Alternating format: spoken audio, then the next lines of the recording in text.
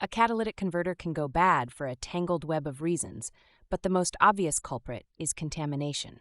I mean, if your car is burning oil or the engine coolant keeps sneaking into combustion chambers, that stuff winds up baking onto those precious metal surfaces inside the converter. The second big pain point: raw fuel. Whenever your spark plugs or fuel injectors misbehave, they let unburned gasoline get into the exhaust stream. Gasoline is basically the arch nemesis of a healthy catalytic converter. It overheats the thing and destroys its ability to function. It's actually a heat game. Catalytic converters love warmth, but if you go too hot, like 2000 degrees Fahrenheit hot, the inner ceramic honeycomb melts or cracks.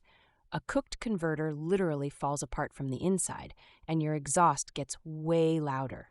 People forget that physical trauma can be a factor too. That time you bottomed out your car on a steep driveway, that smash could crush the converter's inner structure. Sometimes runs over a big rock is all the detective work you need to do. Most people don't realize how much a misfiring engine can snowball into converter failure. Every rough-running episode dumps raw hydrocarbons into the converter. Over time, even a few missed sparks here and there add up to major converter heartache. Modern cars also suffer because of sensor drama. If your oxygen sensors start acting up, the engine will throw off the fuel mixture. That means running too rich or too lean for thousands of miles. Eventually, the converter just gives up from exhaustion. One pain point nobody likes to admit to? Short trips. I see it all the time in Portland. People only drive a couple of miles to the grocery store, so their exhaust never gets warm enough to burn off residue. The converter basically sits there, slowly suffocating from built-up gunk. Using cheap gas can sometimes speed up the death of a catalytic converter. Poor quality fuel can contain additives or impurities that act like cholesterol. They slowly line the precious metal surfaces, making the converter sluggish and eventually useless. Age is a factor too.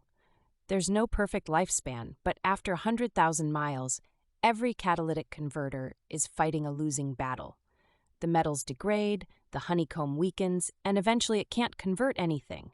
At that point, you're just lugging around a heavy, shiny paperweight under your car. A sneaky one is the check engine light. Most people ignore it for months. If you see that warning because of an emissions code, like P0420, odds are your converter has been screaming for help for ages. Don't be that guy. Pro tip: if you're replacing spark plugs, sensors, or fixing an engine problem, always check the catalytic converter too. Otherwise, you're just treating the flu and leaving pneumonia undiagnosed. One bad part can poison the entire exhaust system, like dominoes falling. At the end of the day, catalytic converters are fragile, expensive, and painfully easy to ruin.